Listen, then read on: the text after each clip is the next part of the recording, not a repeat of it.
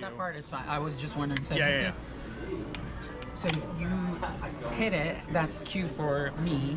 That's right. Pick up the dice. That's right. So once the plunger's on your side, then you can do whatever you want with the dice. Until then, when the timer's still on your opponent's side, it is still their move until. And then this is the pause. Yeah. Once to center it. Twice we'll reset it. So just once to center it, please. Yeah. If you were to tap that twice, it would go back to 18 for both players. Okay. So if I approve 1 minute, I will do that. Hey everybody, right, I'm go. Idiot Big, and this is Backgammon Made Complicated. We're back at the New England Backgammon Club in Lynnfield, Massachusetts, moving on through the main draw in the open bracket. This is the quarterfinals against Emir Kapanci. Emir was a finalist in last year's club championship, finishing runner-up to Rich Sweetman. Always great to play against Emir, and we have a really interesting match. You'll note that we've changed the checker orientation. As a result, we're rolling directly underneath the light source, and that's going to create some problems with visibility and glare on a few rolls. So I'll be calling out a lot of rolls that may not be visible on the video itself. Apologize for that. I was helping run the intermediate tournament, so I had to set up near the director's table, not near where I normally would, and the lighting wasn't the best for this particular setup. Anyway, we get right into the action, and after a couple of standard opening rolls, Emir slots his 5-point with a 6-1. And now, with a 2-1, you have the opportunity to make the 5-point, and the direct shot on the bar isn't as bad as it looks because the 5-point is still open.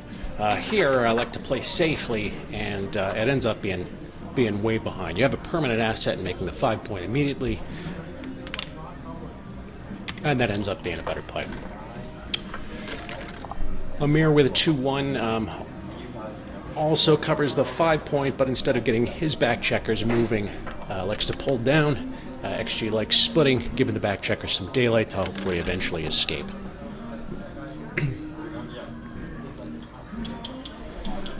The ace looks like it's probably a little better played 8-7 instead of 23-22. I don't really have the same kind of containment issues Emir does, so there's no real urgency for me to move my checker up a pip, especially as I'm getting closer to 10 being in the zone there.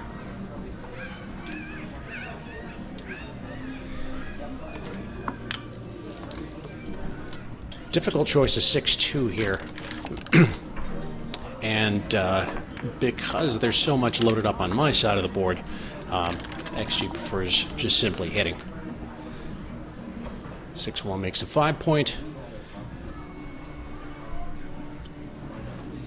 And now with a 6-4, you can make a disconnected 2-point with a lot better relative safety, or make a much better containing bar point and give up the immediate shot on the mid. Here looks for the bar point, which comes out best by far. And I have myself a little bit of a think. Feels like there's a fair number of market losers here. You know, I can simply hit, and they can get trapped. Dance, enter on the ace.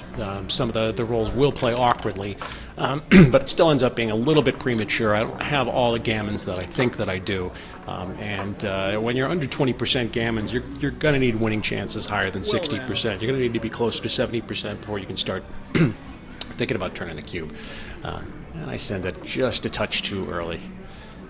Not the only early double I'll make in my life. And now with a 3-1, I have to decide whether or not I want to improve my defensive position by making an advanced anchor, or go for the hit and double down on the gammons. And it's difficult because, like, you've just shipped the cube, and obviously you're a favorite when you do such things, and you want to make plays that activate more gammons. But at the same time, Emir has a lot of ammo that's pointed at the 3 points and even the ace point right now. The safety of the advanced anchor is pretty strong here.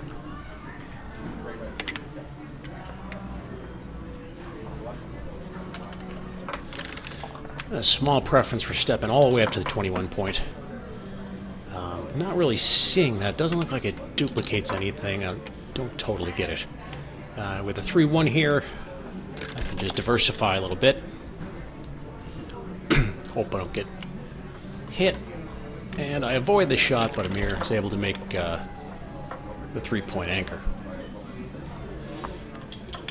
3. Deuces let me make the 4-point, and with no other options for the 4th.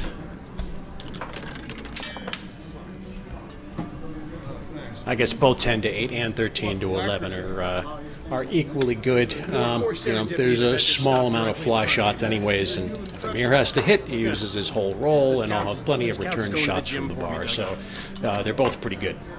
Ready? Yes. Oh, thank you very much. During that, because I was picking up the dice, I missed that Emir played 11 to 7 and 6 to 5. So this is actually an illegal move. This is the legal move with the 3-1. That would have been preferred. Would have been just 11 to 7. I do not think Emir was doing anything untoward. There was a lot of noise over on our section of the room. You'll see we get interrupted a couple of times. And after Emir's 5-1, I get double 3s and pull into the 4-point and make the deuce. Double 5s are unfortunate. It's a little too fast. It's faster than Emir wanted. Now his board's likely going to break. Or, I'll just simply be able to escape both checkers, but not with the 2-2 that I roll here. And now it's a choice of what points do you want to clear. Clearing the bar is probably a little bit more flexible, but they're going to be stuck on the 5-point, and that's an awkward spot for those checkers to be. Instead, I can simply just pull 2 into the 6-point and then keep it going. Kind of a lousy roll, sort of the best chance for it. 6-1, you really want to be able to step out from that back anchor, but there's just too much that's aimed at the 3-point. There's too much risk in running. You just got to pull both checkers in from the 7, wait for the next roll.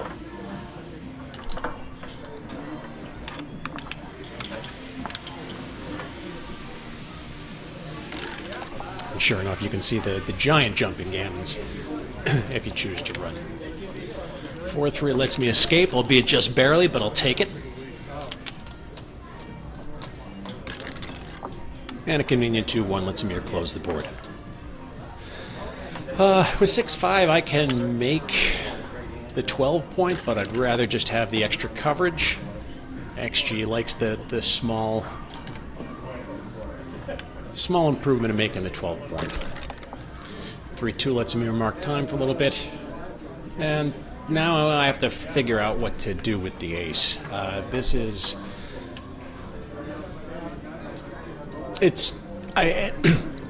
don't want to step up with the 4, but I really don't have great options if I choose to play 6-2 instead. I'm just going to play 6-1. I would rather have a spare on the 6-point.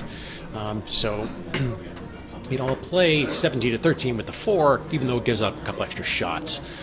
With the ace, I'm not sure why I didn't start the ace point. I just said I wanted to be able to keep a spare on my 6-point, and I abandoned it altogether. If I was going to play that, I may as well have played 6-1. Fortunately, it doesn't matter. Emir crunches his board. Now I can make the ace point and not worry about those fly shots, just because I've got plenty of spots to enter if I do get hit. The crunch continues with 4-1. And a safe but dissatisfying stack on the 5-point with my 5-3. 6-5 is a fine roll, letting you leap with both checkers.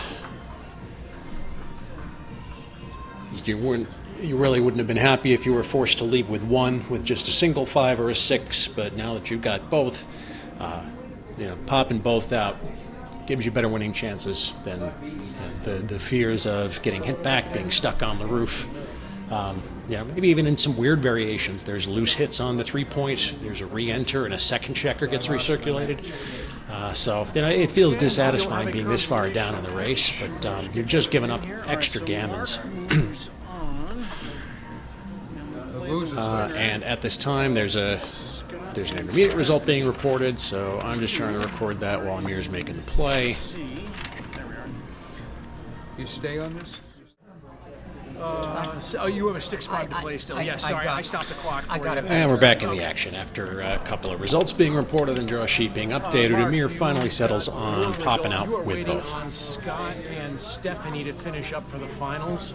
We don't yet have the prizes calculated, but as soon as that's available, we'll put it on the sheet for you. Okay, so Scott and Stephanie, I'm playing that winner. Yes, that's right. And then the loser of that match plays Richard in the consolation. Thank you. A plate. Awesome. Oh shoot. No, Did I we're good. restart it? No. It was just a single press. We're fine. We're worried that the clock reset here, but no such Play fear. this. There we go. Just temporarily change from one side to the other. I'm still at 16-20. Very efficient with the crossovers. Yeah, I don't understand why 13 and 11 comes out better than getting 2 full crossovers. That's probably not one I'm going to go back and look at, but anybody has any strong opinions, let me know in the comments.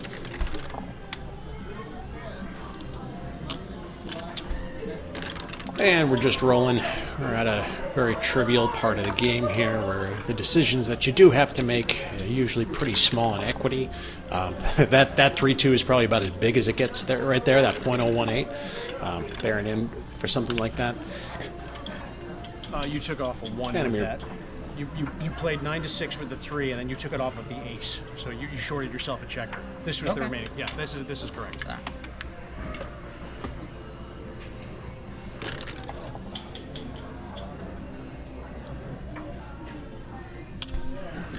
And no reason not to keep ripping 2 yet.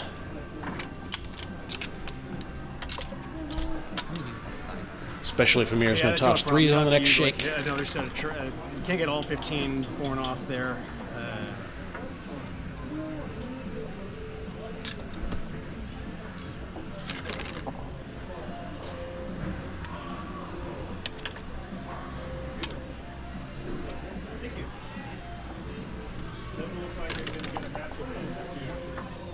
Both options virtually equal. 3-2 is another awkward roll, but at least I get to play 6-3 and turn 2 of my gaps into 1.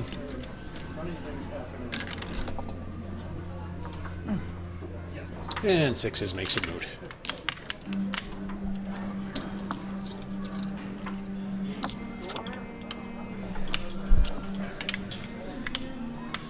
So I take a 2-0 lead in the match to 9. As is the quarterfinals match, it's a 9-point match. Semifinals are going to be 11 points, and the finals 13.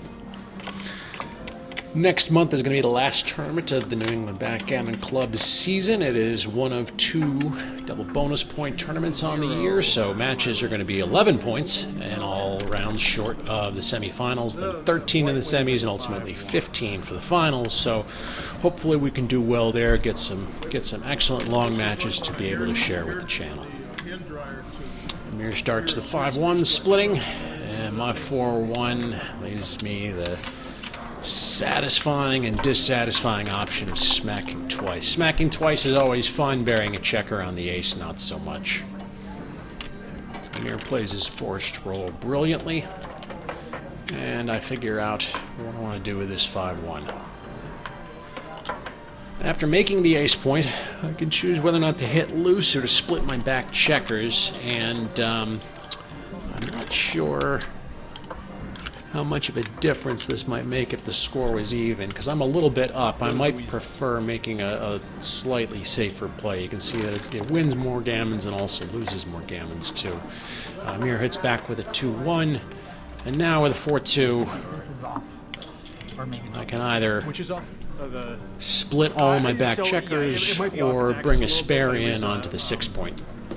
Oh no, I thought it was not recording. It is? Yes, Oh, so okay. flashing red light. I like to play to So the as long as the 6-point, timer keeps running on and the phone. XG has a preference for playing to the This is keeping the running time of the 20-point recording instead. itself, so as long as that's still You know, going. it's still, so it doesn't yeah, I mean, you've got a always show 2-point it? board No, versus the that- opponent's Viewfinder ace-point itself board. has a timeout like So 2 that's or that. 3. It, So it still keeps feels recording, but in order riskier to than it save actually power, it just looks. shuts off the display after that. These are the kinds Did of I know or innocuous not? plays Is I'll that miss very often. 4, XG also likes 21, entering with the 4 Okay, and so that splitting was the more- back checkers with the Yes. 2. Yeah, it's lots So I of haven't places rolled your yet. opponent Yeah, can you're make a right. That's point, fine. but you feel fantastic when that's not the case.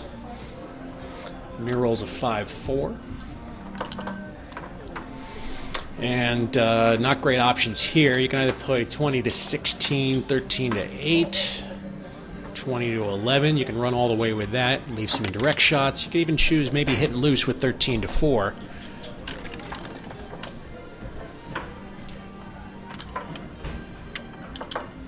Two one doesn't let me do much else but make an anchor. I'll take it, I suppose. And now a 5-4 for Emir. And again, dissatisfying choice. The same 5 that lets you escape your back checker is the same 5 that safeties on the 11 point. We had everything on the So other it's side, so because fake out that's on that duplicated, side. may as well One keep more the back time. checker going all the way. Draw no inference. 9 to just 7. leave them. Muscle memory, I guess. Yeah. And Emir let's- finds a let's return go with shot. that. That's a much smarter term for what it probably is. Well, if we were playing bridge, I would have said, you're signaling something, I guess. To your partner. I can't even spell a false card. Double twos is normally great early, but with, all my points kind of strewn out all over the place, it's not as productive as it normally feels. Yeah, I can make the 11 point and make not the much value. 4 point, but it's you hear me mumble, not much value. Raiders It's is all worried but about it's the 11 points more value. value than anything else I It has got. no value. Thank you for disintegrating all 5-4 that value. lets Emir clean up again, One, making the 11 two, point three, once more, and double twos 4. gets me another inner board point. And Snake Eyes is a very convenient prime. Instaboard, just add water. And 6-4 is a very convenient 5 point. But will it be enough? Yeah, crap. Emir No, rightly it's doubles this like very strong double here. You've got all your checkers free. It's I'm winning the intermediate. Rich has the a yes, it's 23 point lead at this point, or 23 pip lead at this That's point. okay. That's, so it still keeps us going. So. I have my ace point made, the which is a on-balls is on liability my side. here. If I had my ace point was my 3 point, I'd probably have a take just because there's enough. If they were to touch the other side, There's enough, latent hits that trying to find a the position still have some play, be able to snake some extra wins out of this. Here, this is just a case where Emir's winning a whole bunch, and I'm not winning a lot. And, when I do get those shots back, I now have to keep them trapped with a disconnected ace point that's away from the rest of my prime. And that ultimately dissuaded, even if the ace point is moved to the 2 point here, I think I would have probably taken. If the ace point is moved to the 3 point, I'm absolutely taking. Here, I was just sort of, it felt like a thin pass. There's not many gammons here. I've got an advanced anchor. That back checker on the 24 isn't a real gammon threat. contact. I think I do. But it's just, I couldn't figure out where the wins were coming from. I get a hit, and then I just have to hope I fill in my 2 and my 3 points, and that's not necessarily a winning formula.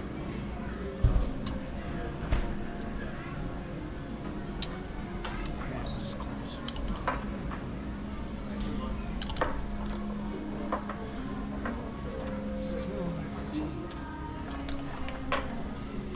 Oh, I'm just going to casually slide my ace point back to my 3, so I make it a much easier decision.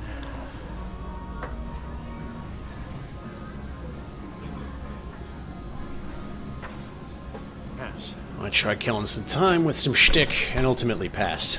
And this is really, really close, right on the borderline. 2 to 1. It's ultimately felt a little bit more pessimistic, but it was sort of difficult to evaluate there.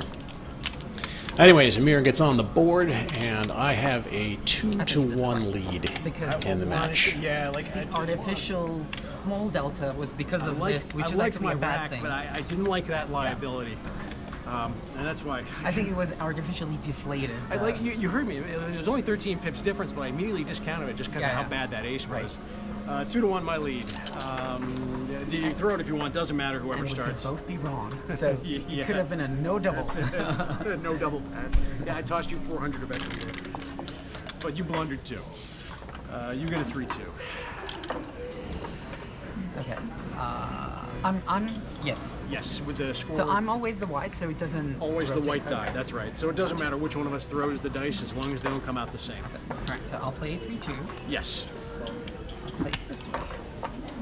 And we start off with Emir pulling 2 down. He's down in the match, so taking a more aggressive play. 2 down comes out virtually the same as splitting. Very small preference by XG, but it's fine. I throw one of my best possible replies with 3-1, and I think nothing of it, because all those good rolls should always be coming to me. 5-2 is pretty awkward, on the other hand. There's, you could look at playing 13 to 11, 10 to 5.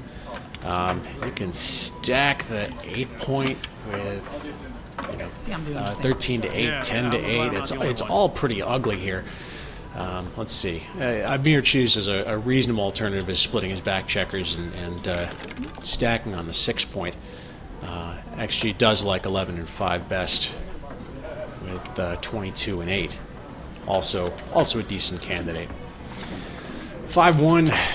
Again, I'm thinking about splitting splitting my back checkers, but in this case, the idea of having extra builders at Emir's back checkers it feels like a higher premium here.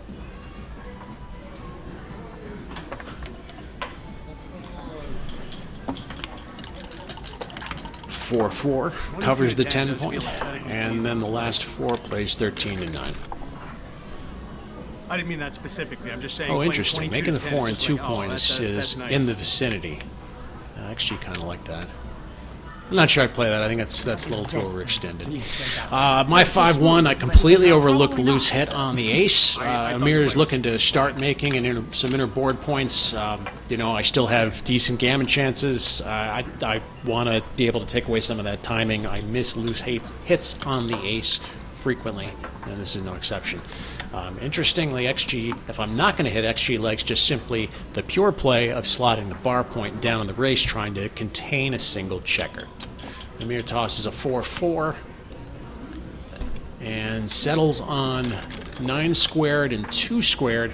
Now making a third inner board point is preferred because you're putting one up on the roof. Quarter of the time your opponent's not going to be able to enter. Probably be able to ship the cube after a dance. You can see it ends up winning more gammons, even though it ends up losing a couple more gammons along the way too. After 6-4, now I choose to start my bar point. Emir misses a fairly decent cube here. There's a lot of rolls that make the 4-point or simply hit the bar. Emir hitting or making another point followed by me not doing that. Those all seem like reasonable market losers. Where was that checker move from? The 9-point? What? Sorry, where was the other checker on the? I was on the 9. Sorry. I'm doing 6 here. And Yeah. Sorry, and they reversed in my mind. Emir chooses to hit twice, which was my play over the board as well. But XG just likes the relative safety of simply running and probably getting a cash on the next roll. Now Emir's clearly in too good territory. If we look at this, be a quarter-point error to double, you're going to win at least half the games as gammons, so, obviously you're going to play on. And you're obviously going to play on because you're going to roll a 5-5 next, which just does everything that you want it to. So let's watch Emir play for a bit, because unless I throw some jokers, chances are I'm probably not going to have some decisions for a few rolls. Now for 4-1, if you want to try to maximize builders, you want to play 10 to 6, 8 to 7. I guess 13 to 9, 8 to 7 also gives a similar amount of builders too.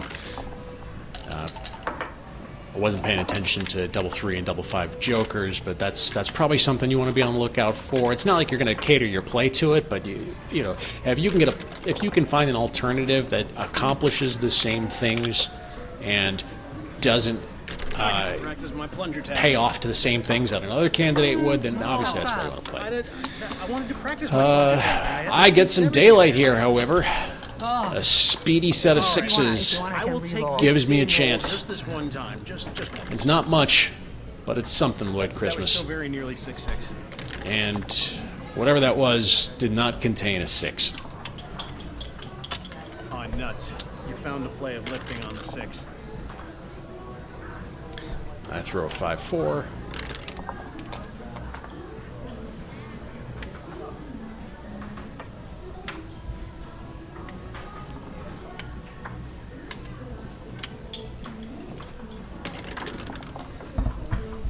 3-1. You can choose whether or not to take a checker off or play safely. Playing safely kind of makes sense with 3-ups on the roof. Here with a 4-1, you know, because clearing the 5 points still leaves some shots next turn, and taking off a checker gets you to an even number of checkers away, you want to consider clearing the 4 point in plays like this, even though it means you still could potentially leave shots later. You can see that the end result is more wins, more gammons. I enter. It's just that easy. And Emir bears 2 off. And if I can stay out, I've got a good chance of getting a shot next roll. Perfect. Well, at least I've And there's some luck for you. Finally, I enter when I guess. don't want to at all. And now just a function of getting off the backgammon. Very unlikely. And I can feel confident about getting off the backgammon. 16. Do a quick count of the crossovers. And it's, even if I threw 6s, it's too many. All right, you get the gammon. And that's 2 points for Emir. So he takes a 3-2 lead in the No match. troubling. You probably wouldn't have taken it, so. I would have happily paid you a point at any point you started putting During 2 this or game. more on the roof. And don't let that dissuade you in the future. If you want to cash obvious play-ons, by all means, you go right ahead, Emir. You toss those. A little bit of friendly table talk with Emir. I will do some of those, but not because you two just told me. It's great playing at the club. I will naturally You know, do it's that. myself, yeah. it could be a lot of pressure playing tournaments, but you know, it's 3-2. you're just there to sort of shoot the breeze while you're playing, and it's a great time. I've been a part of the club for over 20 years, albeit with a significant break in between. But you know, it's whenever I'm feeling like playing, I'm really fortunate that I have a robust club around the area to do so. After a set of aces by Emir, the dice gods return the favor for me with a set of aces of my own. I can make the 5 point, and I have 2 more of them to decide what to do with. I can choose to safety up a little bit, play 9 to 8, and then I can either make the 23 point or get the checker moving a little bit further forward. With only 8 checkers in the zone, there's no hurry for me to make the 23 point anchor. I'm not in any real gammon danger right now. But after Emir makes the 4-2, now I want to be a little bit more cautious. 2-2 makes that easy work. And with the remaining 3 2s after making the anchor, I'll make my 4 point as well.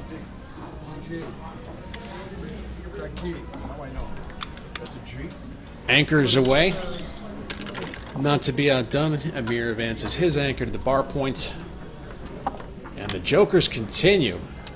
The boxes bring me around to 10. 4-1, Emir finds a nice diversification play of breaking the 8 point. It's all about the same. And I pause to get a count here. The pip count is currently 142 to 126, so I'm up 16 with a fair number of market losers. Any 2s through 5s will do it. I mean, this is not far from tons and tons of reference positions. This is, you know, pretty middle of the road double intake for money, and the match score doesn't really influence that one way or the other. Yes, I'm a little bit down in the match, but that's not going to swing things. This is a plain old double intake at most forms of scoring. I thought this was going to be a little bit more solid than it was. I mean, it's clearly in the window with a 15% racing lead. 4-3 lets me start my 6 point, and Emir now has double 5s. A man is entitled to take a look. And is down 23 before the start of this roll. So after finishing the move, Emir is still going to be down 3. And you might think to yourself, well, down 3, okay, fine, I'm going to run my checkers, there's no problem. Yeah, I might be a small dog in the race, but I'll take those chances, because otherwise I'm going to be stuck back on the bar point forever. And that feels right, but in actuality, when you're down in the race, don't race. Stay back. Keep contact. Emir finds an excellent play here of 13-3 here. We can see that if we chose to run, it's the worst of the bunch. So even with a 3-pip lead, even with a great chance to extricate your back checkers, you still want to think about preserving contact because your opponent's going to roll about 8 pips on average. And that means Emir's not really down 3, Emir's really down more like 11 after having played those 5s. And that's not enough to swing it. Double 6s here. I get my choice of which shot to leave. I elect to leave a shot on my 8-point, and it gets missed after a 6-3. Here you can make the 2-point and play 7-4. You can just pull 2 down. They're both reasonable. 5-2. This doesn't. It kind of feels like a pay now, pay later situation. This confused me over the board. I can pull 2 down, and when I get away with it, everything is super, super, super easy. Or I can play 8-3 and find a deuce someplace. Maybe it's 5-3, maybe it's 3-1. But then I've got 2 checkers back on the mid, and I pretty much need to throw a double before I throw a 6, or have Emir crack. And he's still got 4 checkers in his outer board, so it didn't feel like he was cracking anytime soon. But I've still got a big, big, big racing lead, and despite that, staying back is still preferred. Emir promptly punishes me for my error and hits, and after a dance, Emir realizes, nah, I'm too good. I got the prime. And keeps on rolling. Now you can choose whether or not you want to stick around on the 18-point. Rolls like 1-6 or 2-6 are forced to not just enter, but break the 8-point as well. Emir finds the best play. No such gambit, though, as I keep dancing.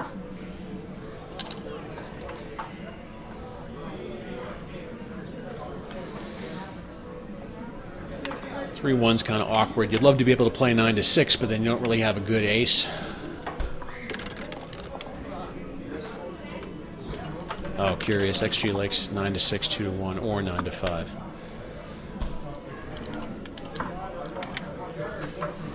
To 5, 15, 13, got it, yeah. And finally I enter.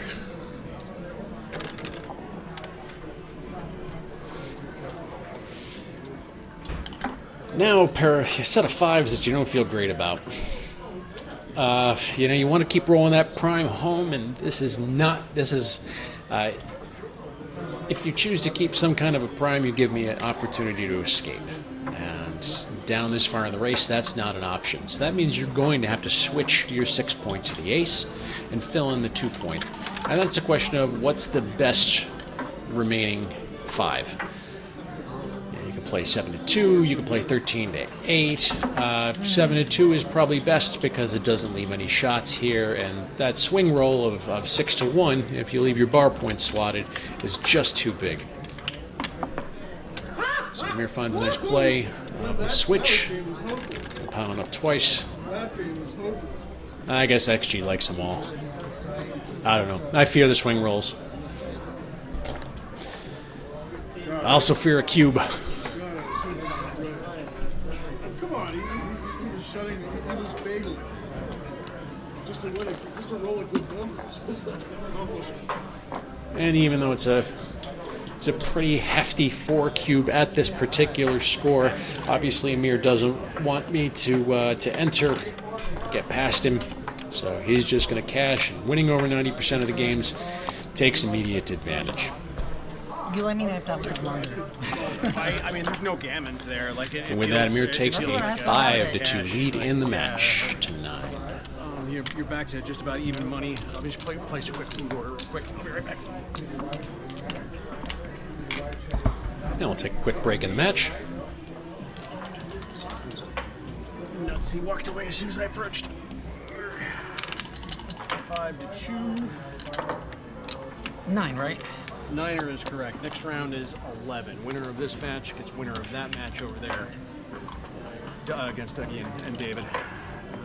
5-2, your lead. I'm a winner. I am a winner. My prize is an opening 6-3. Nothing score adjusted that makes me want to do anything different than the standard. Emir throws a 5-5 and decides whether or not he wants to do anything different after hitting on the ace other than the standard play. 4-3 avoids any kind of awkward situations like that terrible blunder I had in the finals against David Cornwitz back in March, where I gave up a 700 cube after an opening 5-5, or gave up a 700 pass after an opening 5-5. Fortunately, the 4-3 saves me from that fate, but Emir still smacks me ruthlessly in the outfield. Not to be out ruthless, I ruthlessly smack him back with 5-5s, and with the fourth 5, I'm not going to start the 5-point. I'm probably just going to play 13-8.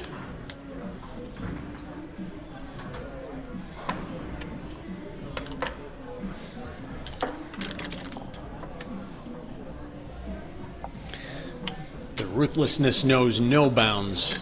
The return 6-4 hits the checker on the 10-point for the third consecutive roll. And my luck runs out. No such hitter on the 10-point anymore, and I have to decide what to do with the 4-1. After entering with the 4, I slot the 5-point. I just feared how many shots that left in the outfield, and this actually loses fewer gammons and loses fewer games. This looks scary as heck, and I'm going to have to go back and play through this one a few times myself, because I sort of dismissed that pretty quickly over the board. With 4-1, Emir has to choose which ace to play after the hit. 15-14 looks like the only viable candidate. 5-1, I have a similar kind of dilemma again. Here, though, Emir's got 3 blots in the outfield in a pretty disconnected position. I don't think there's an enormous premium on hitting when simply anchoring up is going to give you plenty of direct and indirect shots next turn. Yeah, and I'm mumbling at the table. Gammon save is stupid. That is a generally true statement. However, making the play that gives up 7% fewer gammons, regardless the score, is not stupid. So take that past me. 6-3 for Emir, makes his 8-point, and can choose 6-3 with the remaining 3, but it's still a 1-point board. You know, there's no real harm in playing pure. I got my choice of hits with a 2-1.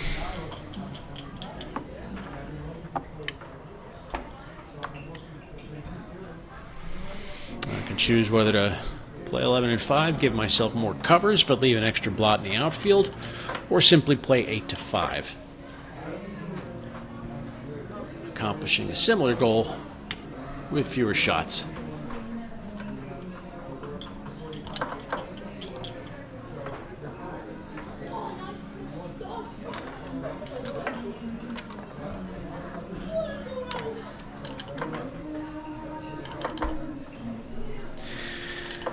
After a fair amount of consideration, I end up choosing just 8-5 here, but I think with 2 anchors in the outfield, you know, leaving the extra blot isn't a real big threat here. I'm just down so much in the race.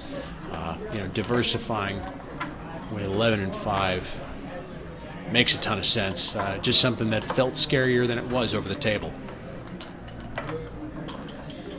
6-1 kinda lets me do stuff and kinda not. I can make the 5-point, and then a not great 6 lets me start the bar. Nothing else to do. Emir takes a moment to consider his options, but this is nowhere near a double yet. You've still got too much work to do. You need to clear your back checker, improve your inner board. He's able to do some of those things with 2-1, but there's still plenty of chances for me to attack. Not with this roll. I can hit with the 5-4, but the 3-point is still a pretty decent asset, and he still has to bring everything home. 6-6 is something that kind of brings things home, but it's going to leave a shot no matter how you play. 21-9 is forced. 8-2 is forced, and then you have to decide what to do with the last one. Making the 2-point is obviously best. I now take a look at this and think about, well, what happens if I hit? And I realize, no, I'm still absolutely terrible when I hit. Obviously, this is nowhere near a double. But I got to hit, so I can at least think about, okay, now I'm a little bit closer if nothing bad happens. And after a 5 and a 1, now things are starting to feel a heck of a lot better for me. You know, I have some shots. I feel like I can make some gammons happen out of this. And I send a very, very, very cagey double. The truth is I just don't have the gammons that I thought I did. And, you know, I don't need crazy winning chances to ship the cube here, but winning 4 points and getting to 6 to 5 is very important. And if I don't have a lot of those gammons, then I'm gonna need extra wins to be able to make up for it. And I was just wrong. I get to hit with my 5-3. Emir gets to hit back with his 5-1. I put on my dancing shoes.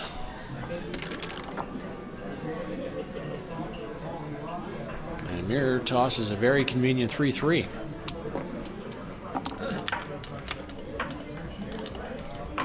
Steps up to the bar point. XG prefers bringing some extra builders down to look at the 5. 5-1 is an awkward shot.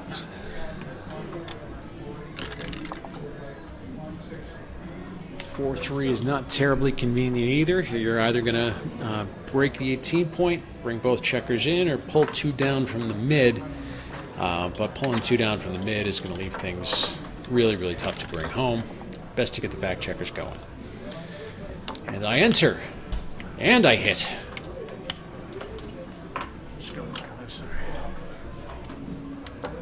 I'm going to look at this, but you know, this is pretty clear. Like it would be one thing if entering with the 5 made an anchor and I had a position where I've got the 2 anchors looking at a lot of daylight there. You know, here I just simply have to. I simply had to hit and hope there are no return shots. Unfortunately, Emir gets all the return shots with 2-2. Hits, moves up to the 21 point, and plays 12 to 10. 5-3, I get my hitter, and I am very, very, very worried about losing a gammon, and I make a chicken play. And yes, I do lose more gammons here, but I sacrifice a ton of wins in the process. You know, hitting on the 15 is as scary as it looks, is the kind of thing that you're just going to win more. Yes, you're going to have the undesirable results, and you're still going to come out better in the long run. And that's a sort of a strange feeling to sort of resolve. So here's the draw. When there are other results reported that fill out the sheet, you will with have the your 5-1 for Emir makes a reasonable looking 10 to 4, but because there's so much ammo pointed at the 4 point, because there's so many rolls that could you know, point or hit loose, you know, the priority is really on getting the back checker out from behind all that danger. Here with a 6-5. I elect to make the ace point. I wasn't really satisfied with my options. I was kind of looking at 18-7. That comes out best again. I just sort of feared the shots here. I'd made my bed by shipping the 2 cube, and here I am 4 points away from losing, so now I got all kinds of G scared. Double 3s. This, I had a tough time with double 3s. Like, I can do stuff with checkers in the outfield, or I can make a 5-point board, and the 5-point board looked really, really, really tantalizing. But at the same time, it's difficult to bring everything home. So for the same reason that, you know, Emir wanted to break his 18 point with the 5-4, a couple rolls back, is sort of the same reason I want to move my back checkers. You know, 6s aren't going to play well for Emir unless he throws double 6s no matter what he does. I ultimately choose the overextended 2 squared, and simply making the 14 point, or even running 1 checker all the way around, keeping my current structure while maintaining the outfield pressure is also a viable play to consider. I didn't even think about that at the table.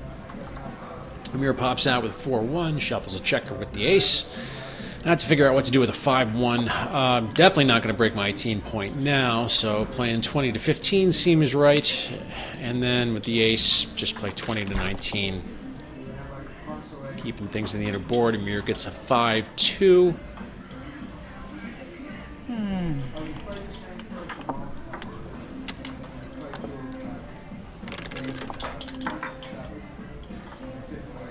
And after yet another atypical dance,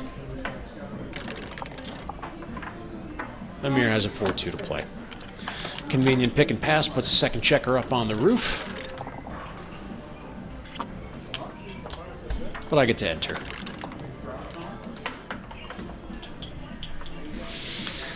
Now the 4 is forced with 13 to 9, but you get your choice of aces with 13 to 12 or 9 to 8. And I don't totally understand I'll gladly take that. why minimizing shots doesn't come out ahead. I mean, it is easier to bring home, but it feels like you're leaving more indirect shots that way. And maybe I'm just a little bit sore because this set of fives would have hit.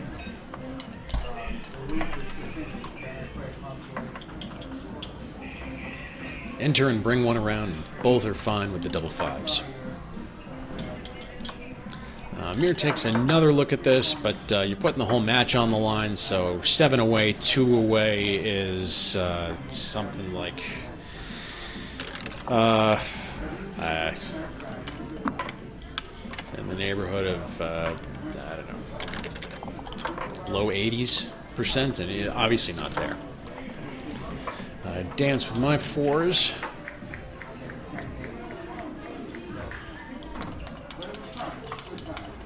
Now, the winning percentage is definitely there because there's just one checker to bring home, but the question is, do you have gammons? And yes, absolutely, there are still gammons on the table here. So, you know, you look at a position like this and you're not really asking yourself, am I winning enough? You know, intuitively you know that you're winning enough. You're really asking yourself, are there enough gammons? Because when there aren't gammons, you want to cash, and when there are, you want to keep playing on. And here there's enough to keep on going, and it's just a question of whether I can bring everything home and escape the G and keep on fighting, or if this ends up being my last game of the match. Efficient. The 6s helps. 6s helps not make it my last game of the match, but it's still not automatic yet. I could roll as poorly as I just rolled well, Oh, wow. or I could throw another set of 6s. And just like that, Unexpected. I've actually gone to some kind of tangible winning chances, but 5% is too much of a threat, and Emir knows to cash. I give this a frustrating look. Obviously, I know it's a drop, but, you know, I'm taking a second. I've got emotions riding on because I just threw 2 sets of 6s, and, you know, you don't get those 12.95 to 1 shots all that often. So I'm taking a second, and I'm, you know, figuring out the match equity calculations just in case. All of this is just to recenter my brain because, you know, I just went through a roller coaster on my own. So I need to get myself focused, realize this is nowhere close to a take, and let it go. 7-2. Wretched game for me. Way too early double. Anti-thematic checker plays. Some of those outfield hits were tough. I'm going to have to spend some time studying. That ended up being a really difficult game for me. Would have waited for the 2, but you scared me with I scared myself with the double 6s twice. I did not expect boxcars. I rarely expect 12.95 to 1 shots to come home. 7-2, your lead.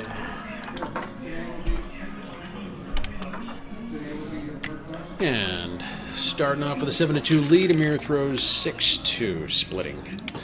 I get to hit back with the 6,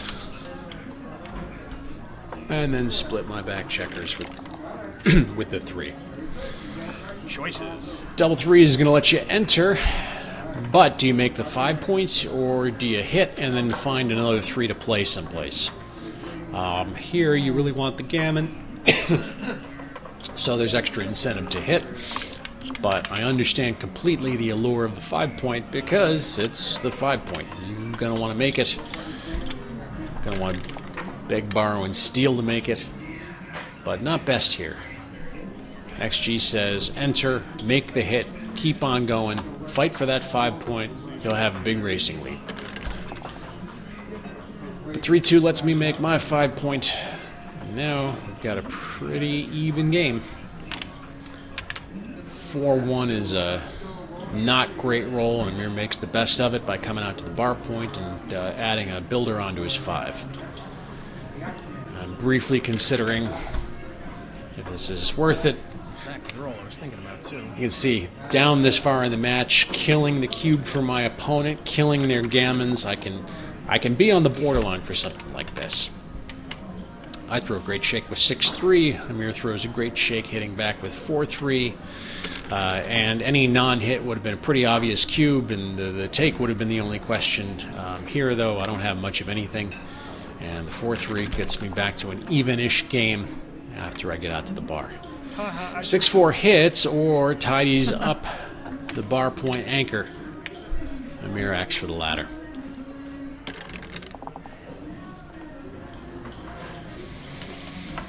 6-3, I can run with 18-9. I can play 2 checkers from the 21 point. I can make the 15 point.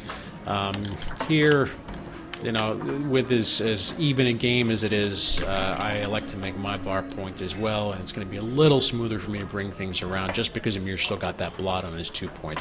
You can't really hit with impunity here. Even this 3-1 that he's got, it's, you know, without the blot on the 2, you could hit and find an ace.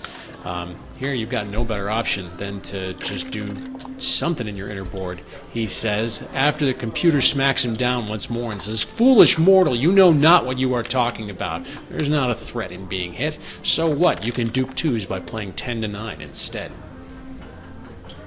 Someday I'll be as smart as a bot. It's probably not today. Probably not tomorrow either. With a 3-1, Emir plays all the way to the ace, and XG says, "Nah, my board's still a mess. You can still play pure." I unmess my board conveniently with a 4-2, playing 13-9, 6-4, and 2-1 is a big old bowl of ugh. And some not horrible disintegration of the inner board. All of these plays end up being fairly reasonable. Emir did well not to puke all over himself at the table. I've got some awkward plays here, and I figure, okay, it's probably time for me to leave, and my Achilles heel is splitting way too early. Strikes once more, you know, finding some play that keeps my structure intact, keeps the bar point, is preferred, even though I was, you know, I had a small racing lead after playing that 4-3. I don't have enough of a lead, and it's even with that disintegrated board, it's not enough of a racing advantage for me to want to try to break all that contact.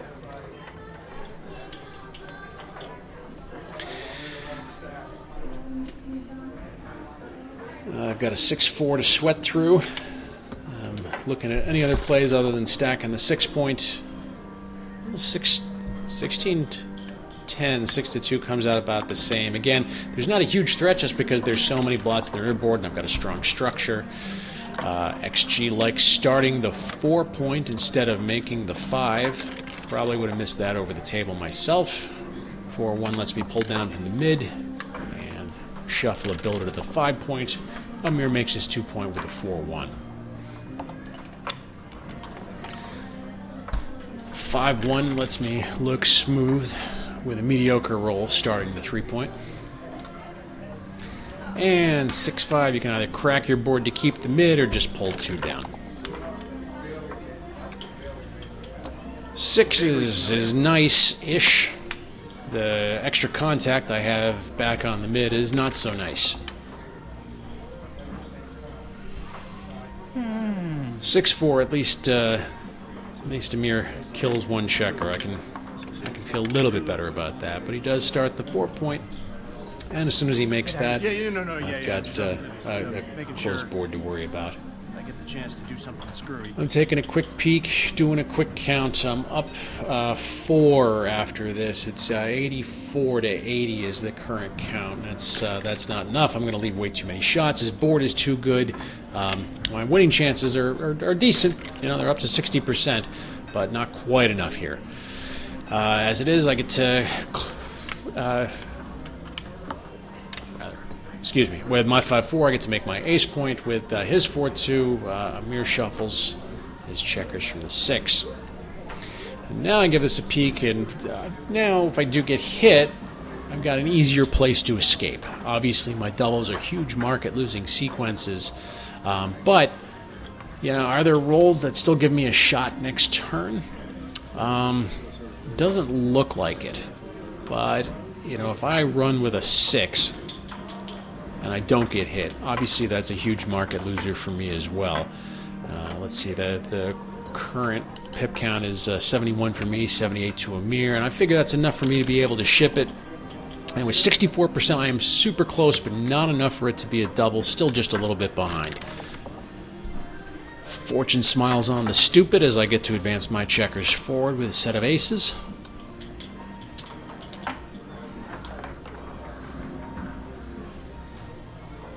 And now Emir figures out what to do with his set of aces.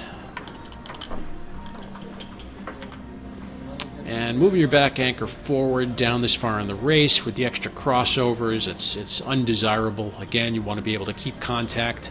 And if you're keeping contact, you know, do you keep the 5-point board or do you save a 6?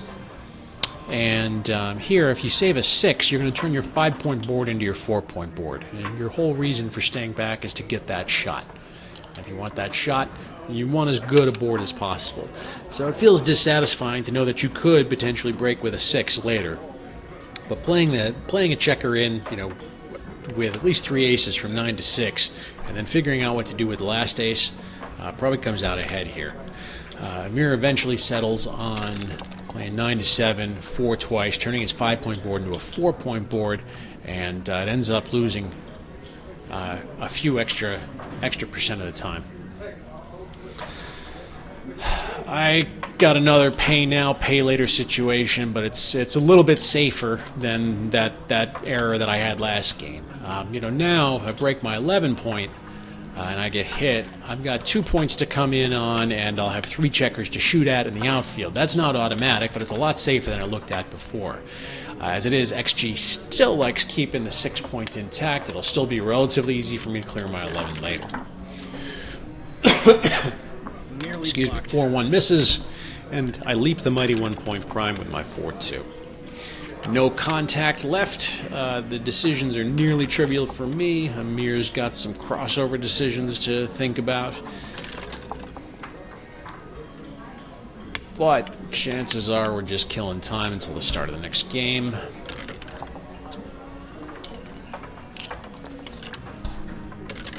(6-5). Invariably somebody will say great shake after 6-5. I'm going to let you in on a little secret. 6-5 is always a great shake in the bear off unless you need more checkers off than it gives you. Then it sucks. Then it's double ones. Actually, double ones is probably, yeah, in that situation, double ones is probably more useful than 6-5 would be. Say, Brad, that doesn't sound terribly important. Yeah, well, you know, that's got to fill the time somehow. I mean, not that it's not thrilling, again, to watch the drama of the bear-off. I just, as a commentator, yeah, I can choose not to say nothing. But how would I keep myself entertained? Feebly making my way in. But still not gin.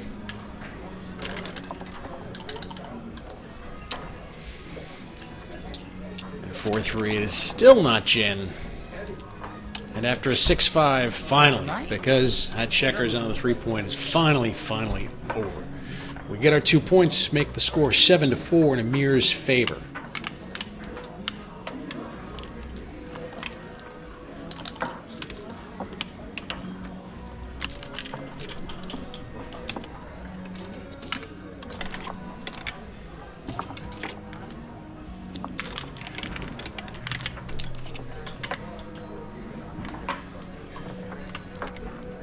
Mark. Oh, you roll them if you want. I was just centering the cube. 7-4, your lead. You get a full one? All right. Starting off the 7th game of the match with a 7-4 lead. Emir plays 4-1. Bringing a checker down, splitting his backman. 5-4. I can choose to just simply play 13-8. I do want to try to juice up some extra gammons if I can. It's not going to make a ton of difference, you know. But here, when you're down a bunch, you can consider a more aggressive play. So that's why I elected to try. Emir enters and fights for that 5 point. My dice do not fight back for that 5 point. And after entering somewhere, I will have to play the other die. That's some of the rock solid professional analysis you've come for looking for here, and I'm happy to deliver it for you. I got no idea. I could play bar 21, I could play bar 22, 24, 23. I don't think I'm slotting anything in my inner board. I might consider playing bar 24, 13, 10, but when Emir has, you know, this many checkers in his inner board, like, he needs to be able to clean things up, and having an anchor that far back doesn't give me many great attacking chances. So really, it's kind of between this play I'm looking at here with 23 and 22, or just playing bar 21. Oh, how about that? XG tells me once more that I know not what I speak, and the stiffness of the ace point anchor and the flexibility of an extra checker in the outfield isn't so bad after all. While I opine needlessly, Emir makes his 5 point, and I dutifully do the you started it, so you may as well finish it, completing the ace point. 4-3 is a play that'll let you hit twice, and doesn't do much else other than that.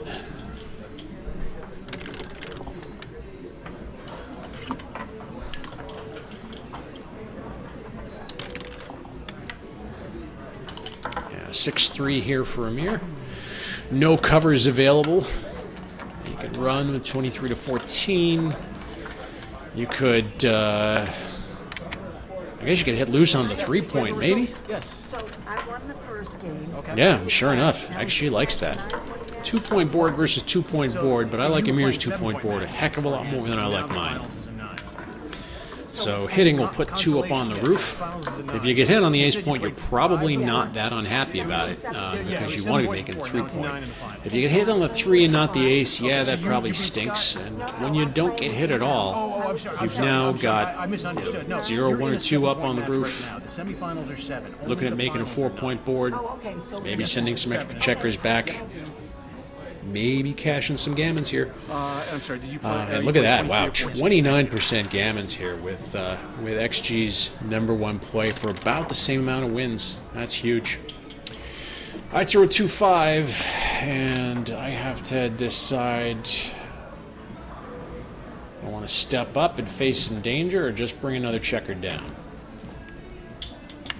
And for reasons, maybe I was feeling just a little bit too sure of myself, looking at that blot of Emir's on the ace. And I spent a fair amount of time looking at bar 18. Here, just a simple 13-8. Still keeps a fair amount of pressure on the outfield. Doesn't leave any unnecessary shots. And if, you know, Emir does have a hit and cover, or makes the 2 or the 3 point, it's kind of a disjointed position.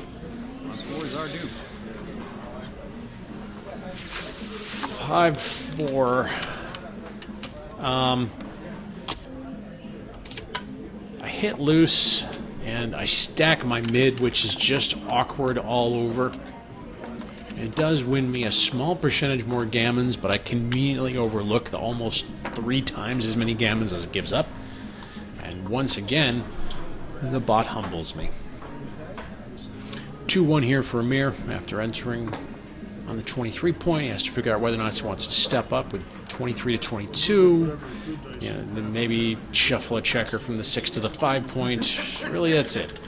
The other choices are illegal or so insane they may as well be. Do you know the name of the 2 guys I was playing? I'm supposed And Emir shuffles a checker to the 5 point. So the draw sheet is right here. And my 5-2, after 13 to 8. another quick question from the intermediate draws, lets me make the 4 points and pull a checker down to the 8. 6-3 now for Emir.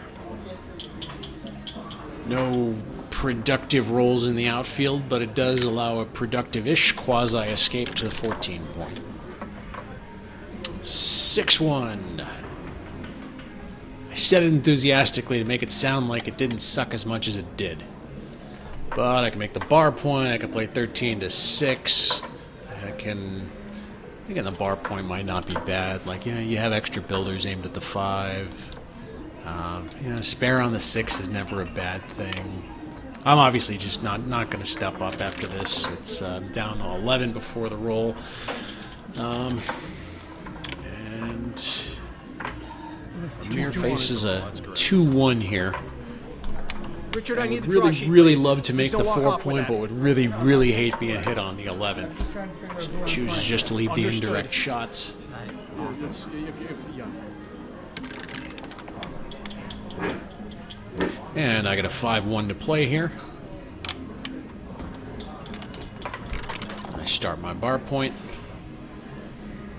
XG says they're all mediocre. Have at it, champ. And a 2-1 for Emir. You would like to make the 4 points, and there are still 3 very big, very swingy shots you would hate to see if you did. You can choose to play safer too with 13 to 11. Again, 6 to 5 is your only productive ace. I think I would like to play the 4 point over the table, and probably would a fair point at the time, and I would not be surprised if it ends up being a small error, just because those swing rolls are so very, very swingy. What is it? What is it? So do I wait for this one? And here, You cannot play. XG You cannot says play they until there's are a code just there about how you equal. play. So you need this match Put it to through finish up, plus you need plus. that match to play. So I'm waiting for 2 Well, I'll minutes. get more questions from the intermediate Loser crowd. of this match And the other half let's look at 11-8 just for good measure. the winner. Not a So serious when the contender, but still semifinal loses, plausible. So yeah, making the 4 point actually comes out virtually the same. So there's just one. Wins some wait for extra one gammons, loses some extra We're waiting gammons, on wins stay just about the same. And I guess that makes sense. But this is a case where if you've got GNU or BG Blitz, they do dice distribution maps a lot prettier than XG and more easy to keep an eye on as well. And you can see, okay, well, for all of my opponents, if I make play A, what are all 36 of my opponent's rolls look like? And it shows a heat map of the different equities. The green ones are good equities or positive equities, the red ones are negative equities, and the degree of shading indicates just how positive or just how negative the equity is. And those other bots do that very, very nicely, and it would be something where I'd like to see the dice distribution here a little bit. Oops. Stephanie and Scott are playing right now. The loser of the Dice match distribution. goes to Yeah. So again, we've got this in XG. and that match is complete. It's You play not the winner in the it's consolation not as match. elegant Has here nothing to do until as it is in other tools. I'm trying to at least be running off in consolation. But we can Yes, see correct. here You've read the draw sheet correctly. we've got different options that show us exactly how good or how bad all of our potential rolls are. We can look at this across 2 sets of exchanges, so 1,296 exchanges, just to get a better idea of across the entirety of all our rolls. What's good and what's bad, and how good and how bad is it. So it was I like, mean, we've got it on tape. I can stop and watch. That's okay. I think this is what And Emir and I just take a second to reset after I'm done attending to the intermediate tournaments and confirm that he plays 13 to 11, 6 to 5, which comes out best. I get 5-5s. I still can't escape, but I get to make my 3 point rather while starting the deuce. Better than nothing. And now we're back to a coin flip of a game.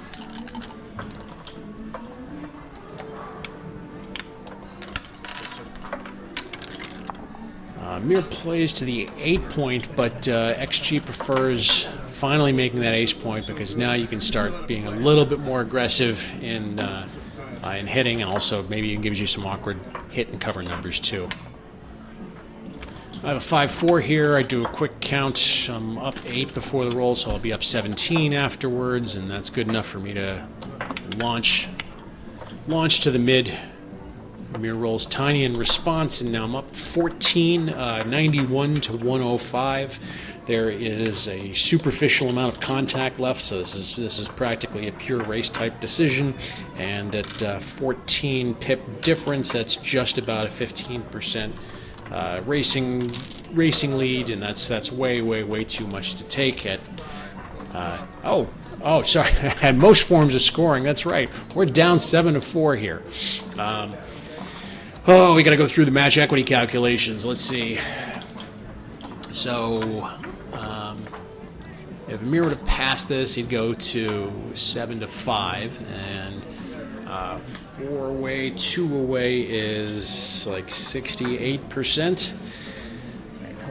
And if he takes and loses, then he's 2-away, 3-away, and that's 60%. So the risk is 8%, and the gain is 32. The difference between 68 and 100. So 8 divided by 8 plus 32 that's the risk versus the risk plus reward, gives us 1/5, right around the 20% mark. Yeah, that's where we are. Now that math's not exactly perfect, and I don't think I might have grabbed the right numbers from the tables. I mean, as long as we're looking at this. Dice distribution, match equity table. Yeah, there we go. Okay.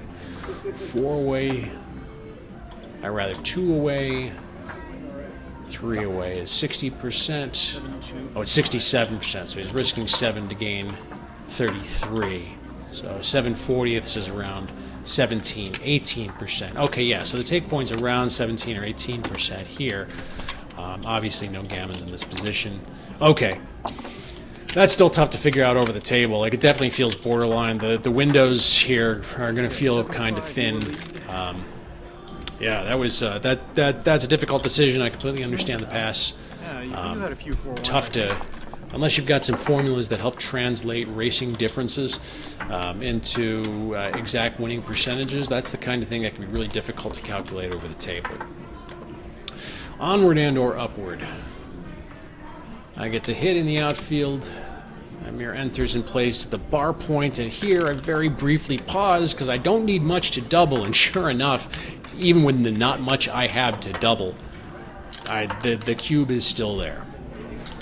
I get hit twice, however, and barring any hits back, I should have a cube, but not after a set of 5s. Emir enters twice. You're going to hit playing 23 to 18 with the third 5. And then after that, well, I guess, so you could enter and make the ace point, but, I mean, the hit on the 18 is so much more convenient. You're not going to do anything else. Keep the checker running. That all makes tons of sense. Yeah, 13 to 8 is a little bit far back. Double ones, I enter, and I can play 16 to 13, but why am I scared of what's essentially the starting position? Plus 8 pips. Instead, I can just sort of split all my back checkers and let Emir make the next move. He's got to do something good, otherwise I'm going to be able to attack.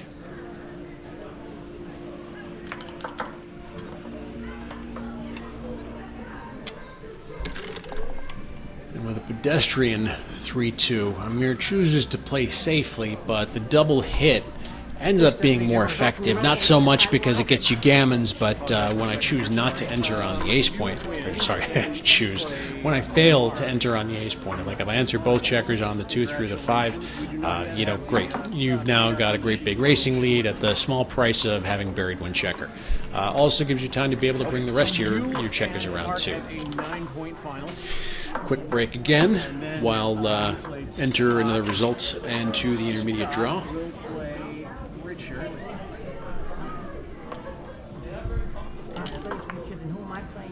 You play Mark, and it is a 9-point finals in the main. I'm playing Mark, and he's playing Richard. He's playing Richard at 5 points in the consolation.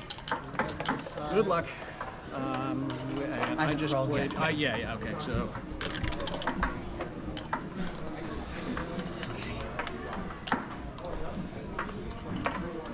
Probably would have helped if I'd selected the move in XG during that entire pause. But yeah, I make my 4-point. XG prefers making the other 4-point instead. Emir tosses checker behind my anchor with his 3-2. I can make the 11-point here. I can make the 4-point and figure out a 5, which is what I settle on. XG kind of likes a mix of the two, instead preferring to just move my blot around to my side of the board while making the 4-point. Keeps the defensive anchor, still gives me some shots when I'm hit back, and gets a second board point completed. Emir's aces are difficult. It's one of those doubles I like to call 3 or 5 doubles, where you want to play 3 of what's on the dice or 5 of what's on the dice, but not 4 of what's on the dice. Here, both the hit and cover, as well as making the 5-point come out, are virtually the same. 5-4 is not super great. I don't feel fantastic about running to the 16-point, but it's there, it's safe. I really like to be able to do something. I'm 4 away, and having any kind of whiff of a gammon and anything remotely resembling a winning position is an easy double for me. He said, having missed an easy double earlier in the game. Still want to do it. 5-4. I can play rolls like 13-8, 6-2, or I can just get my own bar points started. In this case, the pure play doesn't incur tons and tons of risk. Yeah, Emir wants gammons, but he's trying to save gammons as well. It's a weird scores leader where you're both gammon go and gammon save at the same time.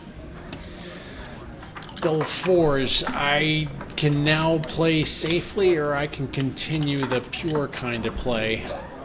XG likes pulling all 4 checkers down. Because when you get away with it, after some mild 2 duplication, it's a lot easier for you to bring your back checkers home and or clean up the rest of your outfield. Emir plays 4 squared, and 13-7 comes out a little bit better. I completely understand wanting to build your board now. Like, my outfield is not super stable, and I could potentially leave some awkward shots on some 6s coming up soon, but that's still a few rolls away. So 13-7 does a better job of giving us the prime we want in a couple of rolls instead of the best prime we can get right now. And those kinds of technical plays you'll find popping up every now and then. 5-4 lets me pull 2 down, and with 6-3, you can play 13-7, 4-1. You can make the ace point. Running with the back checkers is probably not a great idea, even with the 2 blots, just because there are so many available cover numbers. 7-1, 4-1. Okay, thank you. 4-1 is spectacular. I make the 3-point.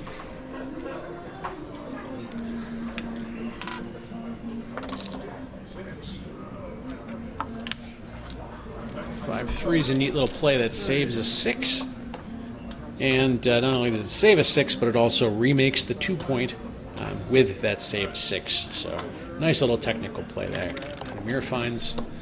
I briefly consider if this is anything like a cube, and no, it's not. 4-1 lets me tidy up. And now we see that nice little saved 6 conveniently making the deuce point, and while the checker on the 5 has to get killed. Aces, I probably should have thought about this for a little bit longer. I just very quickly and slickly slid those checkers into the bar point. I can instead get myself a spare on the 6 and move everything to the bar point, which ends up being more flexible. Emir keeps his structure with 4-1, but loses the 6-point, and I have a dissatisfying 5-4 where breaking my bar point is pretty much the only thing I want to do. Plenty of other legal plays, none of them seriously worth considering. Oh, interesting. Splitting twice in the 8-point is still just about equal. Huh. You want to erase Alex's name?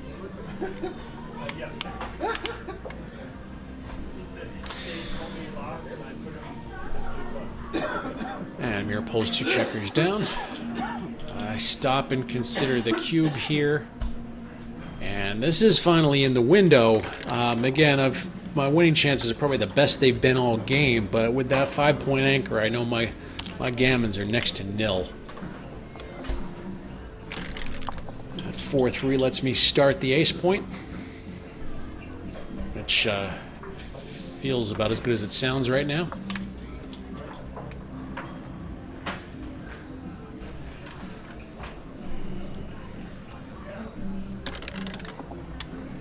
And XG likes keeping a 6 in the outfield. Speaking of keeping stuff in the outfield, I can leave a shot with a 3, or I can leave a shot with a 6 by playing 16 to 11, and I guess 16 to 11 is a little bit more flexible. Emir hits and lifts with his 3-2. Once again, visit the Arthur Miller Dance Studios. He spends a second thinking about it. You got to be in the around 83% or so to double. So yeah, this is all way too premature. I was really hoping Emir would double over the table. But now after this double, now you're definitely in that place. You know, are you going to win this game 5 times out of 6? You know, you're obviously going to escape that back checker on most anything other than double ones. And yeah, this is already into pass territory.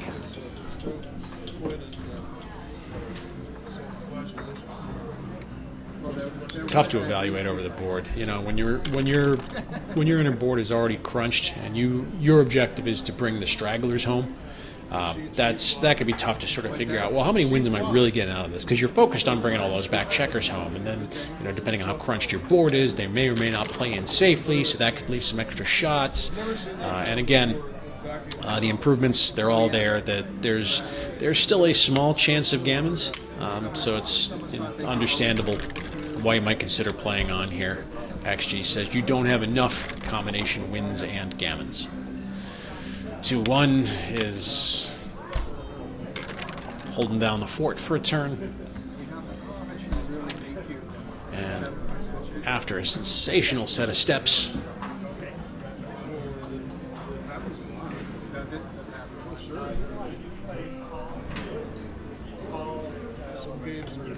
Emir now sends the cube. Only the problem is, with everything home and with so many extra crossovers for me to get back, there are now some material gammon chances and a near 100% chance of winning. And those combined push the equity up over 1 at this score. Ends up being too good. This is those kinds of spots are really tough to navigate. You know, 2 away, 4 away is a tough score as leader. I get it. Those are tough plays to spot. Crawford 4 away. And we're back after a break in the action. Score is 8-5 Crawford. Oh, I'm sorry, those fell off, and I put them back in a that's different okay. order. I just got confused suddenly. Yeah. Okay, so Crawford 4 away. We're in agreement. Yes. Okay. Oh, finally, something other than... Not a 4-1. You get a 4-3, but not a 4-1. And Emir steps up with both checkers. Preferred. Had I known. Yeah, if you know I got I a get to hit 3-1 back coming, with I mean, 3-1. you start with the 4-1 instead. 4-6, nothing better to do than to anchor and to start the bar. Excuse me. But I get a shot.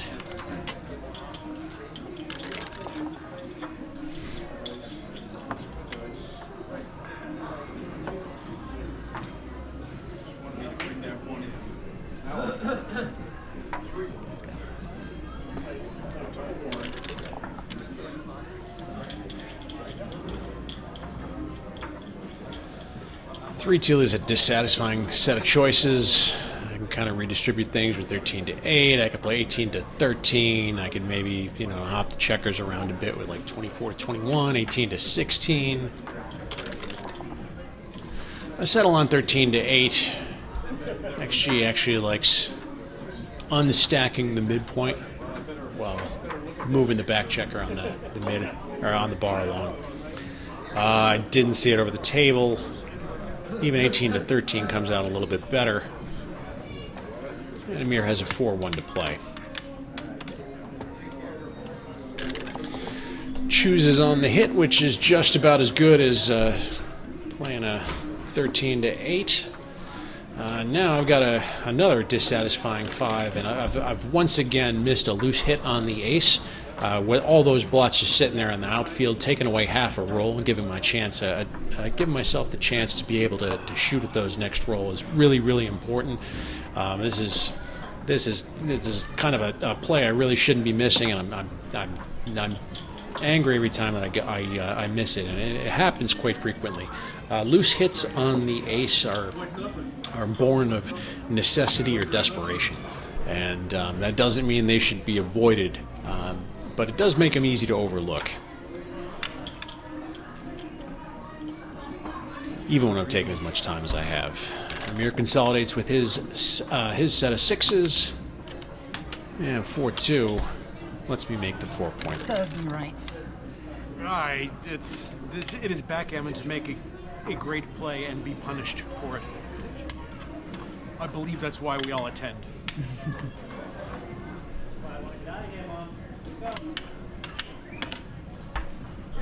5-1. Emir finds the loose hit on the ace that I failed to find earlier. 4-3. I still am, yes.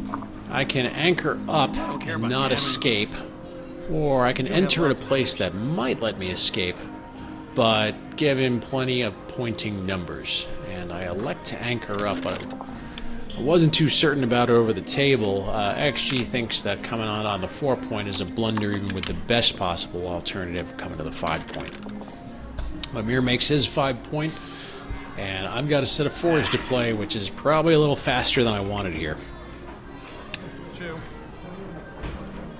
I pull 2 down from the mid, keep my 2 blots going. At least I have nice flexible structure for the future. Unless, of course, Emir steps up, which ones lets him do. Ones also lets him make the 4-point. Both the plays have their merits. Like here, making the 22-point doesn't leave you as stuck as you think it does, because like 6s, I'm still going to be forced to break something unless it's a 1-6. And yeah, Emir finds a very nice play with a 22-point. 5-4 lets me hold down the fort for one more roll, and double 2s gives Emir some choices. You're going to play 6-4 squared to start off, but then what do you do with the last 2? You can keep them running, and it'll still keep me hemmed in, and that's a non-intuitive kind of play, but one that has a lot of merit here. If you don't, you're going to end up giving me a little bit more daylight to escape, and that's undesirable. I mean, even though playing 6-2 squared is really, really inflexible, there are rolls that are going to give a shot next turn. Like 6-5 is just absolutely awful. 6-5 leaves a double shot. 5-4? No, 5-4 doesn't. But yeah, XG likes Emir's original idea of playing right to the deuce point. My aces let me make the bar point, and now all the regret is gone as Emir gets to make the 2-point after all. I get my 5 and take advantage by leaping, and Emir gets a hit and cover with a 4-2.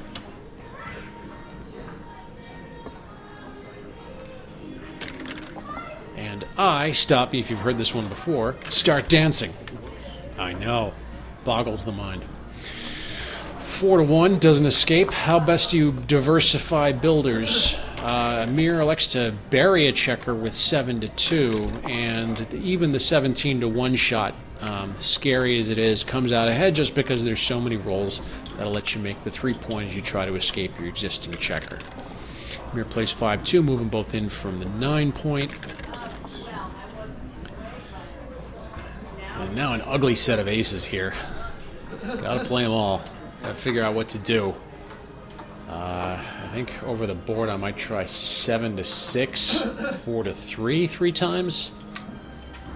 You can play 5 to 3 squared, I guess. Okay, yeah, sorry, I was distracted. Yeah, okay, so 5 to 3 squared comes out best. XG also likes playing 7 to 4, 2 to 1.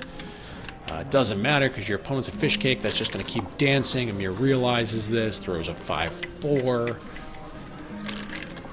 I can't stop enough of this funky rhythm. And I dance once more. 5-1 lets Emir play safely. And just like that, it's that simple to enter. I enter with the 4, and now I can either get some outfield coverage with 21 to 16, or potentially make him crack by playing 13 to 8. And I say, I want the extra shots. Because if you don't throw a 6, rolls like, 5, 4 are going to crack the 5 point. Now it comes. Here, I don't. The 6-1, that's great. Love that Emir is breaking. And and now, now I mumble the word butts a whole bunch of times over the table, because this kind of does some things I want, but it doesn't let me do them very nicely. Here, I can play 3 of my 6s and I can hit, and that's great.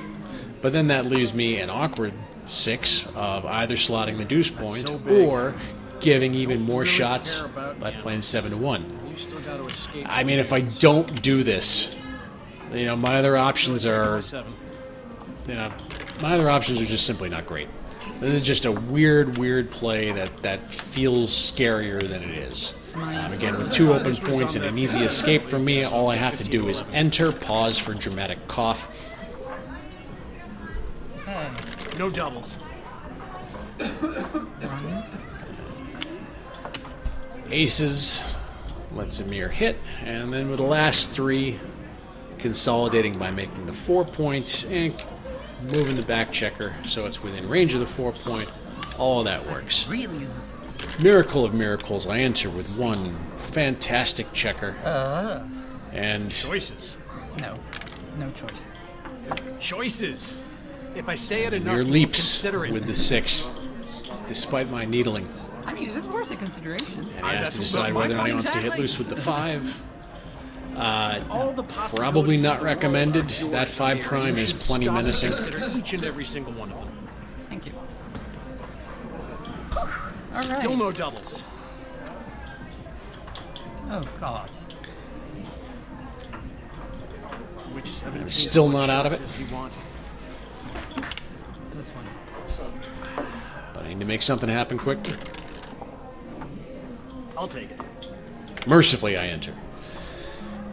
And I get the 2 after entering. 8 to 6 or 7 to 5 both throw some extra builders at the missing points. 4 to 2 comes out on top. Sure, My why mighty not? prime. It is so And mighty. the gods smile on me as Emir throws one of the few rolls that will not leap, and even more mercifully, I get to hit back. And just like that, I've gone from staring at about 10% winning chances to up to almost 70 in a few short shakes. But I'm not out of the woods yet. Emir steps up with his 2-1. 5-2 won't let me point, but it will let me hit loose, so I'm going to smack, and then of the remaining 2s, 13 to 11 feels like it might give me a couple extra covers. 3-6 does all the things Emir wanted it to. I was obligated, I think. So. I will give you as much time as you want to look at that play, Emir. I promise. It was 6-5. I would love to be able to put a builder on the 5, but I want more outfield coverage instead. I have to make my way back. There's still 1 or 2 more backside clenches in your future. Okay. Big ones. Oh, you said big ones, plural. I am just said the still big one was right just there. barely in it, hitting the shots I need to. 18 to 12, just slightly better than 19 to 13. You got the hit, that's all that mattered. 2-1, I'm going to add a builder to my 5 point and find a deuce to play. XG says flip a coin, because you don't trust my RNG. 6-2 pops out. Okay, Lucky miss. duck, I get to hit once more.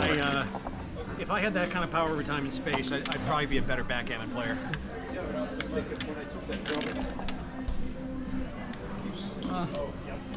Don't understand why There's 4 big shots. those So many big plays shots. come out better. Sure. But I get to make the You threw 3-point. a 7. That was just, there were I'm kinds of finally sevens turning with this game shots. around. Inexplicably, I got gammon chances out of all of this. 4-2. I can play 8-6, 16-12, but that doesn't play so nice with sixes. You know, 16-10 still is flexible enough. 5-4. No, however I play this, I have the potential to leave a shot next turn, so I just give myself a maximum chance of bearing off. Actually, like 5 and 4, a little bit better. 3-1. I'm going to rip, move the spare in from the 6-point. I'm still going to rip.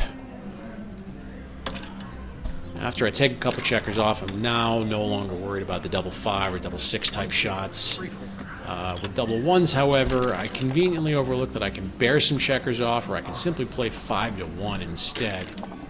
Both of those end up being about the same. 5-1 lets me clean up some of that mess on the 5-point, and finally Emir pops out, all but signaling the end of the game. I'll end in 1 point and 1 point only. Would have loved a gammon to have gotten to 2 away, 1 away post Crawford, but barring some miracle dice or improprieties or illegalities, it's just going to be a I single. don't think it matters, but Rolling practice is fun. Get your rolling practice in. Besides, I didn't get my rolling practice. Emir wishes That to could concede. matter. I tell him we need to get some rolling practice in, and I promptly throw a 2-1. Jinxing myself over and away from the board. Practice rolling. 3, 3-1. 1. Tiny hits just don't stop. 2-1.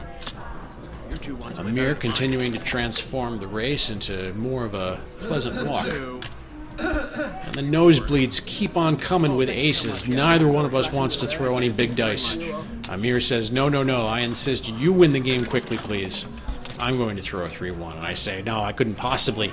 We need to make this as dramatic as possible. I will throw some more low rolls for you. For those of you paying attention at home, those are 4 back-to-back rolls of 2-1. Excuse me. Yeah, 2-1, 3-1, 1-1, and 2-1. I don't care as long as I can just get off, please. Please, please make all of this end. Unfortunately, I've thrown some 2 ones. Still not gin, All right, done. Parlay is no longer. but without taking at least 3 checkers off, the game is over, finally. And I make my way to Post Crawford.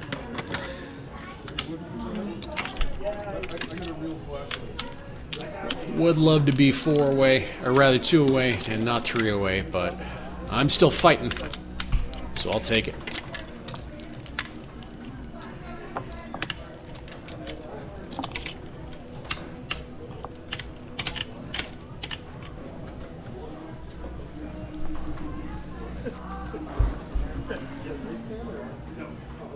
Rich, It's a little nicer than the dime pens that we use here. Okay. For finding. Thank you. It's like a real flashlight. And Emir opens by making the 3-point. I'm not going to bother messing around here with any kind of Ottaway post-Crawford antics. After Emir has made a solid asset with the 3-point, there's a few spots I'm going to get into where I'm going to be, potentially winning more gammons than he has losses. 6-2, still the standard splitting down comes out best. I elect to run, which does poorly here. Emir hits back with a 6-4, and now with the 3-1, XG still likes coming out with the back checkers and getting them mobilized. 4-1 conveniently lets Emir make the 5-point. And now 6-5, I got to do something. I can't make any points, but I can hit twice.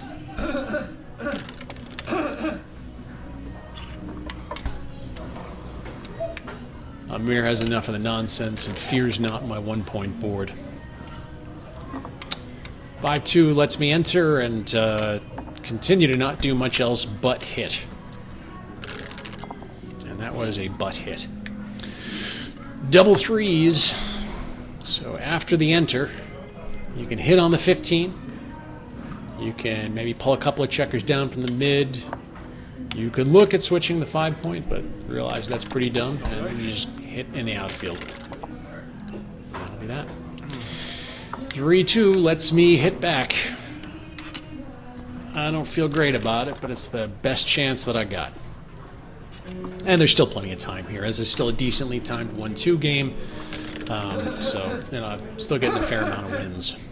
5-3 lets Emir anchor up and play down from the midpoint, and 4-2 lets me make my 4. A repeat roll, another 4-2, and Emir makes his 4-point turn. 4-3 for me now, and I'd love to make that 5 or start that 5 in a meaningful way, but you know, the best I can do is get that 2-point going and start the bar point instead. 5-1's a big bowl of yuck. It's not like Emir's in the worst shape in the world, but would have loved things to play more cleanly than it does. Just starting the bar is the best possible play. I swiftly try the comic illegal 23-18, and Emir is having absolutely none of it. And now I have to go back and find something that works. And I don't care if I get gammon, so yeah, let's play pure. Hey, it turned out to be best.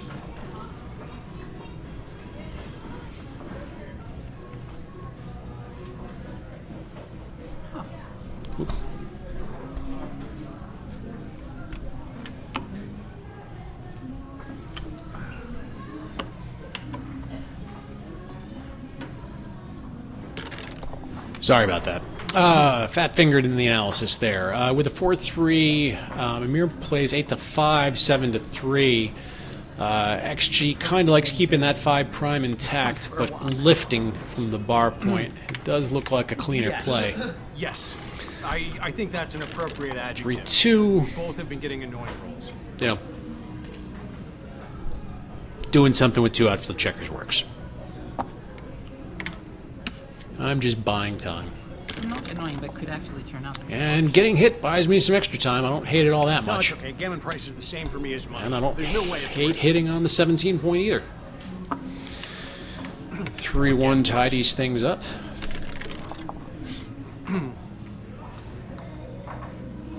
And with 6-4, I'd love to make the 17-point, but the remaining 4s aren't terribly productive for me. XG still says, you really need to pipe down human. It's funny that you think you know what you're talking about, but I actually play the games through thousands and thousands of times with a look ahead. So maybe you want to reconsider making that 17-point after all. While I was busy browbeating myself, Emir plays 13-6 with his 5-2, and now with 6-3, I'm just going to clean up a little bit, lifting the blot on the bar point, and coming out from the 24-point because Emir very much wants to make the 2-point instead of the 1. He will, with no better alternatives with his 3-2, however, hit loose on the ace. Yikes. 5-1 is a decent shake. Lets me enter, lets me make the bar point. I do not fear gammons. I do not fear gammons. That's very true. Emir enters with 4-1. And I pause for reasons that are completely beyond me as I make the 5-point.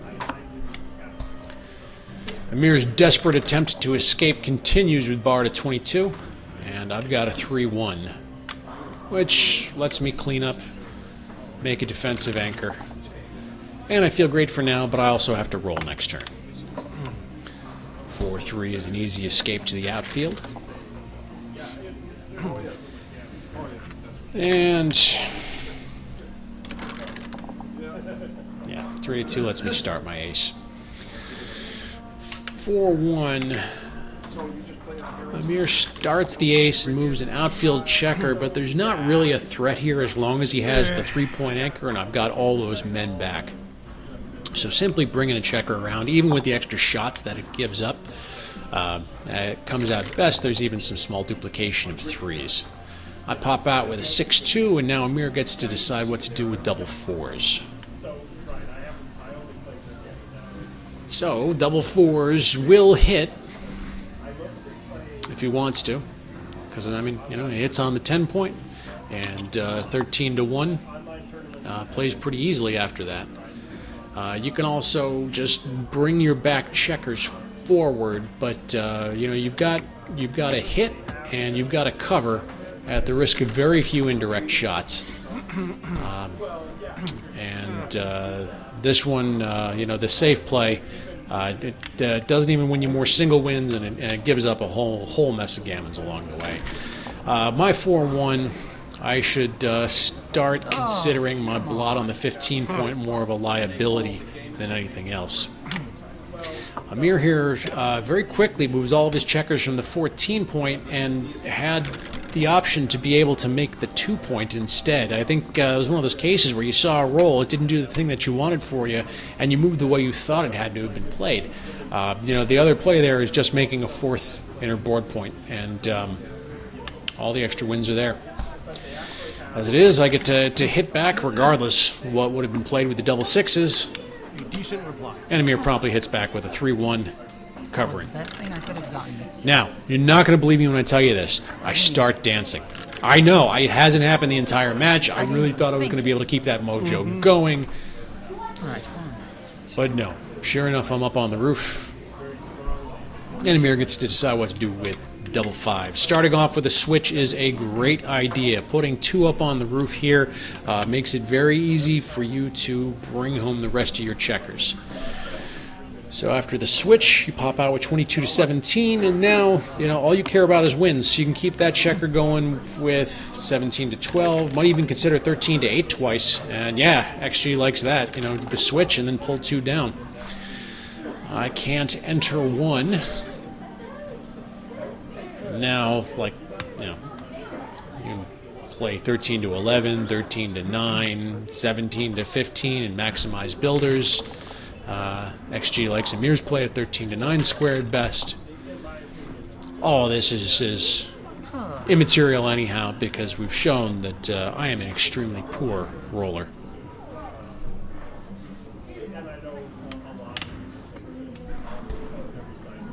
$17 to 8 leaves no shots anytime soon.